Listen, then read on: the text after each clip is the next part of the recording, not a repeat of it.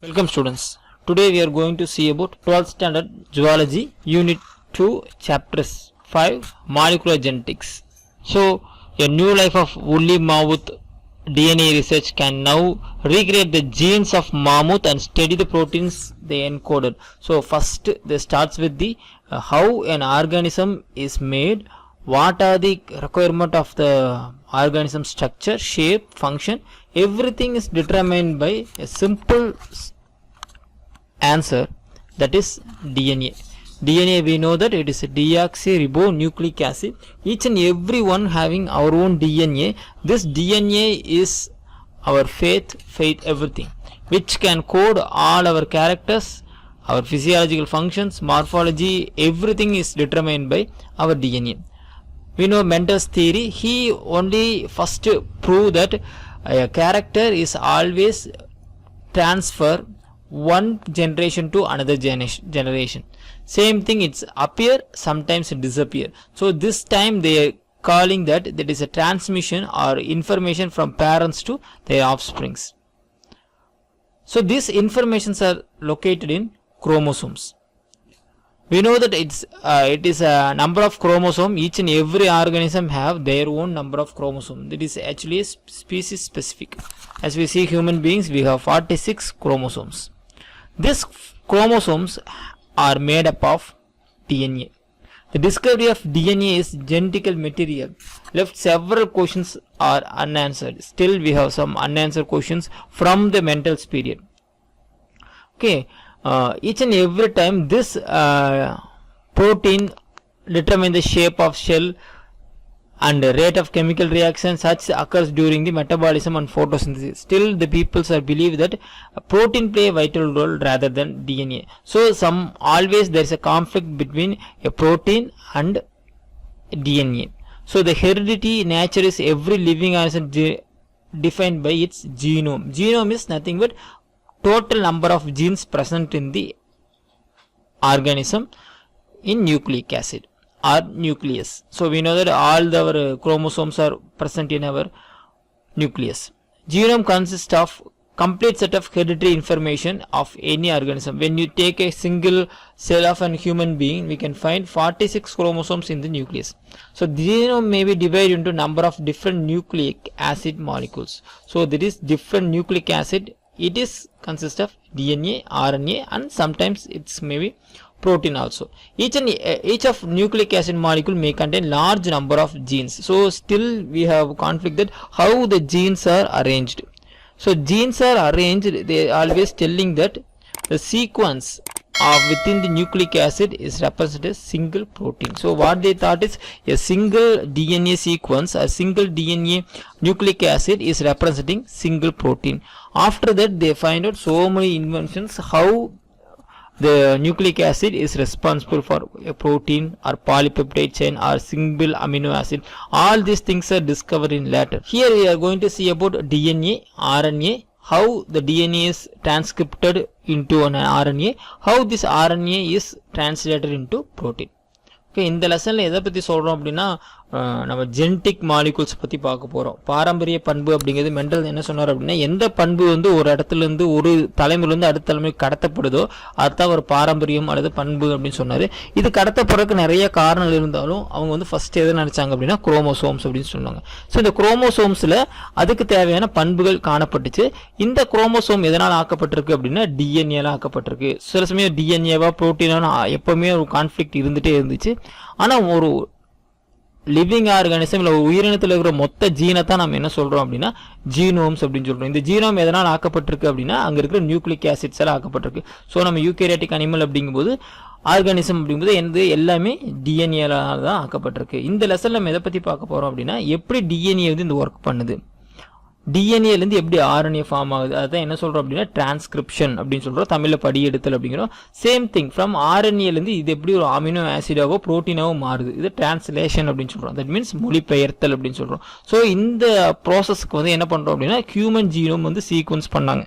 எல்லா ஜீன்ஸ் ஹியூமனில் எவ்வளோ ஜீன்ஸ் இருக்கும் அத்தனை ஜீனையும் சீக்வன்ஸ் பண்ணி படிக்கலான்னு பார்த்தாங்க. நீங்கள் தெரிஞ்சுக்க வேண்டியது என்னென்னா முதல்ல எந்தெந்த ஆர்கானிசம் பண்ணாங்க அப்படின்னு. ஃபர்ஸ்ட் ஃப்ரூட் ஃப்ளை அப்படின்னு சொல்கிற ஈனோதீரா அமெரிக்கானா அப்படிங்கிற அந்த ஃப்ரூட் ஃப்ளைலையும் அடுத்து அரபிடேசிஸ் தாலியானா அப்படிங்கிற பிளான்ட்லேருந்து ஃபஸ்ட்டு ஜீனோம் வந்து சீக்வன்ஸ் பண்ண ஆரம்பித்தாங்க.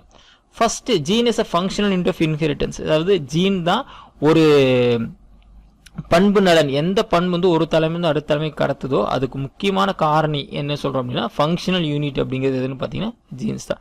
ஸோ கிரகர் மெண்டல் என்ன சொன்னார் அப்படின்னா இந்த டேர்ம் வந்து ஜீன் அப்படிங்கிறது வந்து என்ன சொன்னார் அப்படின்னா ஃபேக்டர் அப்படின்னு சொன்னார். அதுக்கு முன்னாடி வரைக்கும் ஜீன் அப்படிங்கிற கான்செப்ட் எதுவும் இல்லை, they called as factor. Then the Danish biologist Wilhelm Johansen he coined the term gene. அதுக்கப்புறம் தான் ஜீன் அப்படிங்கிற வார்த்தை வந்து காயின் பண்ணப்படுது.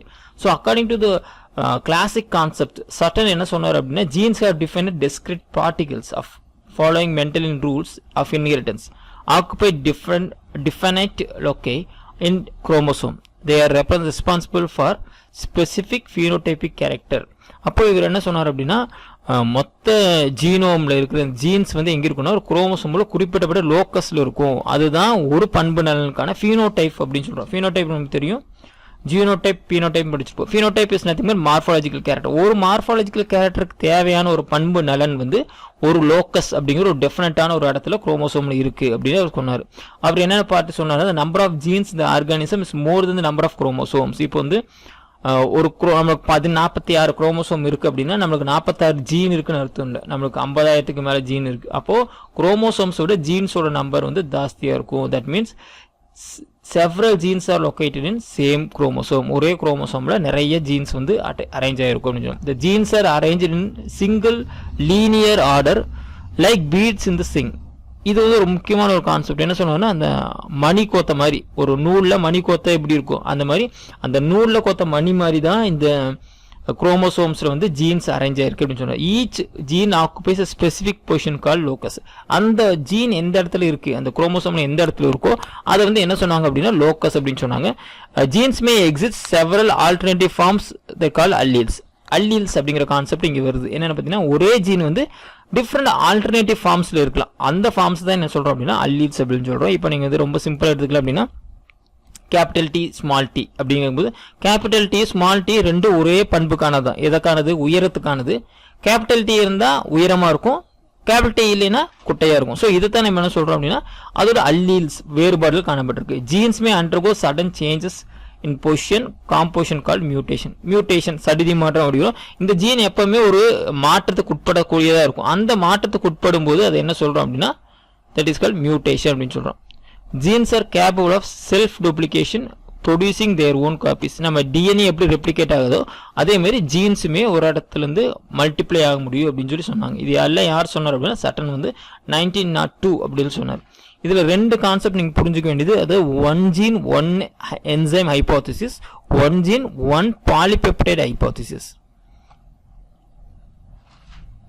ஜார்ஜ் பீட்டில் அண்ட் எட்வன் டாட்டம் இவங்க என்ன சொன்னாங்க அப்படின்னு பார்த்தீங்கன்னா இவங்க நியூரோஸ்போரா அப்படிங்கிற ஒரு மோல்ட்லேருந்து பண்ணாங்க. ஹீ டோல் தட் ஒரு ஜீன் வந்து ஒரு என்சைமை வந்து காயின் பண்ணுது, அதாவது ஒரு ஜீனுக்கானது வந்து ஒரு என்சைமை கோட் பண்ணும் அப்படின்னு சொல்லி சொன்னார். அதுக்கப்புறம் அகெயின் தேர் ரிஃபைன்ட் எவ்ரி திங். ஒரு ஜீன் வந்து ஒரு பாலிபெப்ட் செயின் தான் சொல்லுது, அதாவது ஒரு என்சைமில் நிறைய பாலிபெப்ட் செயின்ஸ் இருக்கும். So this one gene is responsible for only one polypeptide chain அப்படின்னு சொல்லி ஹைப்போதிசிஸ் கொண்டு வந்தாங்க. இது எல்லாமே எதுக்கு அப்படின்னா ஹவு திஸ் டிஎன்ஏவும் அந்த புரோட்டீன் கூட எப்படி ரிலேட் ஆகிருக்கு, இந்த புரோட்டீன் தான் எதை காரணமாக இருக்குது, பண்பு நலன்களுக்கு காரணமாக இருக்குது. So characters determine by enzymes and proteins. All this are derived from the RNA. RNA is actually transcribed from DNA. இந்த லைனியர் லைனை கண்டுபிடிக்கிறதுக்காக தான் இத்தனை வேலையும் பண்ணாங்க. In search of genetical material ஹாம்ஸ்டர் இவர் தான் ஃபர்ஸ்ட் என்ன சொல்றாரு அப்படின்னு பார்த்தீங்கன்னா குரோமோசோம் அப்படிங்கிற வார்த்தையை வந்து ஃபர்ஸ்ட் காயின் பண்றாரு. He told that small rod like bodies during mitosis. Mitosis நடக்கும்போது என்ன இருக்கும், நம்ம செல் பிரிதல் நடக்கும்போது பார்த்தீங்கன்னா குரோமோசோம்ஸ் வந்து நம்ம ராடு மாதிரி வரைவோம். இதைத்தான் நான் என்ன சொன்னார் அப்படின்னு பார்த்தீங்கன்னா குரோமோசோம் அப்படின்னு சொன்னார். சேம் திங் மென்ஸ்டர் என்ன சொன்னார் அப்படின்னு பார்த்தீங்கன்னா there is a substance which is present in nuclei is called nuclein. nuclein அப்படின்னு ஒரு வார்த்தையை சொல்றாரு. நியூக்ளியைக்குள்ள என்ன இருக்கு, உட்கருக்குள்ள என்ன இருக்கோ அது நியூக்ளின் அப்படின்னு சொன்னார். இதுக்கு இதே நியூக்ளியனை தான் ஆல்ட்மேன் வந்து he coined the term as DNA. அவர் தான் DNA அப்படின்னு ஃபர்ஸ்ட் காயின் பண்றாங்க. By 1920 a clear became the clear that chromosomes are made up of proteins of DNA. So அப்போ என்ன பண்ணாங்க அப்படின்னா ஒரு டிஎன்ஏ அப்படிங்கிறது ஒரு குரோமோசோம் அப்படிங்கிறது it's made up of DNA and protein. நம்ம 11th படிச்சிருப்போம். ஒரு குரோமோசோம் உருவாகணும் அப்படின்னா ஹிஸ்டின் அப்படின்னு ஒரு ப்ரோட்டீன் இருக்கும். Same thing we know DNA. All this experiments there so many experiments done with example of Griffith genetic material DNA அப்படிங்கிறத நம்ம ஃபஸ்ட்டே படிச்சிருப்போம், 11th படிச்சிருக்கோம். இங்கே என்ன பண்ணாங்க அப்படின்னா அது கரெக்டாக டிஎன்ஏவா ப்ரோட்டீனா அப்படிங்கிறது இனிமே கன்ஃபியூஷன் இருந்துகிட்டே இருந்துச்சு. ஸோ கிரிஃபித் சொன்னதுக்கு அப்புறம் கூட there is a confusion that whether there is genetic materials DNA or protein. இதை கன்ஃபியூஷன் அப்போ என்ன பண்ணாங்க, again they redo the experiment with the help of DNA transformation or bacterial transformation அப்படின்னு ஒரு எக்ஸ்பெரிமெண்ட் பண்ணாங்க. இது நம்ம எங்கே படிச்சிருப்போம் அப்படின்னா 6th 7th படிச்சிருப்போம். பாக்டீரியா ஃபேஜ் வந்து ஒரு பாக்டீரியாவை போய் அட்டாக் பண்ணும். அப்போ அதுலேருந்து அந்த ஜெனடிக் மெட்டீரியல் உள்ளே போயிட்டு வெளியே வரும்போது அந்த பாக்டீரியா ஃபேஜ் புது மெட்டீரியலோட வெளியே வரும். இதே எக்ஸ்பெரிமெண்ட் தான் எங்கே பண்ணாங்க அப்படின்னா இன்விட்ரோ. இன்விட்ரோ அப்படின்னா எப்பவுமே தெரிஞ்சுக்கணும், there is two terms called one is in vitro and one is in vivo. in vivo அப்படின்னா ஒரு உயிரினத்துக்குள்ளேயே நடந்துச்சு அப்படின்னா that is called in vivo. where it is outside the organism in the laboratory condition அப்படிங்கும்போது என்ன சொல்கிறோம் அப்படின்னா in vitro அப்படின்னு சொல்கிறோம். இங்கே நீங்கள் பார்த்தீங்கன்னா தெரியும், இந்த ஸ்ட்ரக்சர் தான் நீங்கள் கீழே அந்த எக்ஸ்பெரிமெண்ட்டில் சொல்கிறாங்க. ஃபஸ்ட்டு என்ன பண்ணுறாங்க அப்படின்னா இந்த heat and kill S cells. S cells அப்படிங்கிற ஒரு செல்லை வந்து கில் பண்ணி அதை வந்து டிஎன்ஏ கொண்டு வந்துடுறாங்க. again they mix everything. so remove the lipid sugar from the solution, the heat and kill S cells, protein RNA and DNA remaining. இதுலேருந்து லிப்பிடையும் சுகரையும் ரிமூவ் பண்ணிடுறாங்க. ஸோ இதில் என்ன இருக்கும், ப்ரோட்டீன் இருக்குது, RNA இருக்குது, டிஎன்ஏ இருக்குது, இந்த 3 தான் இருக்குது. இப்போ இதை எடுத்து ஒரு சொல்யூஷனில் போட்டு அதில் ப்ரோட்டியேஸ் ஆட் பண்ணுறாங்க. ப்ரோட்டியேஸ் ஆட் பண்ணதுக்கப்புறம் என்ன ஆயிரும், ப்ரோட்டீன்ஸ் எல்லாமே டிசால்வ் ஆயிரும். again they add R cells. இதில் R cells ஆட் பண்ணுறாங்க. இதில் வந்து R cell வந்து விருலண்ட் கிடையாது, எஸ் செல் தான் விருலண்ட். அதாவது பேத்தோஜனாக இருக்கிறது வந்து எஸ் செல் தான் பேத்தோஜனாக இருக்கும், R cell வந்து பேத்தோஜன் கிடையாது. அப்போ இந்த எஸ் செல் நம்ம கொண்டுட்டோம், இந்த டிஎன்ஏ இந்த மாலிகுல் தான் போடுறோம். இப்போ டிஎன்ஏ நம்ம தெரிஞ்சுக்க வேணாம், டிஎன்ஏ இல்லைன்னு வச்சுக்கோம். இது ஒரு சப்ஸ்டன்ஸ் தூக்கி உள்ளே போடுறோம். இது கூட R cell போடும்போது நமக்கு எஸ் செல்ஸ் மறுபடியுமே அப்பியர் ஆகுது. ஆனால் இங்கே என்ன பண்ணிட்டோம், we are remove total protein ஃபுல்லாக ரிமூவ் பண்ணிட்டோம். ஸ்டில் அப்போ ப்ரோட்டீன் இல்லைங்கிறது இங்கே கன்ஃபார்ம் ஆகுது. செகண்ட் ஸ்டேஜில் என்ன பண்ணுறோம், we are adding RNAs அப்படின்னு ASE அப்படின்னா the enzyme which dissolve RNA. இங்கே வந்து protease அப்படின்னா the enzyme which dissolve protein. So இது ரிமூவ் பண்ணதுக்கப்புறம் we don't have RNA இருக்கவே இருக்காது, ஏன்னா RNA டிசால்வ் பண்ணிட்டோம். again we add R cells but we are again getting S cells. S cells வந்து மறுபடியும் அப்பியர் ஆகுது. இந்த டெட்டான S cell வந்து இந்த R செல்லுக்குள்ளே போயிட்டு மறுபடியும் ஒரு பேத்தோஜனாக உருவாகுது. the third step they are adding DNAs ASE அப்படின்னா டிஎன்ஏவே எது டைஜஸ்ட் ஆகுமோ அந்த என்சைம் உள்ளே போடுறோம்.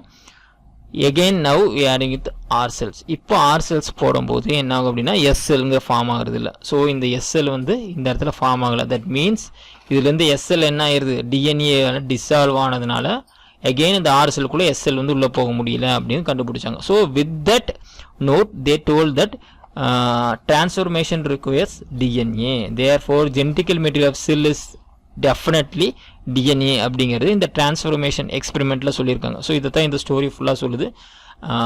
they take S cell kill பண்ணுறாங்க, அது ஒரு பேத்தோஜனாக இருக்குது.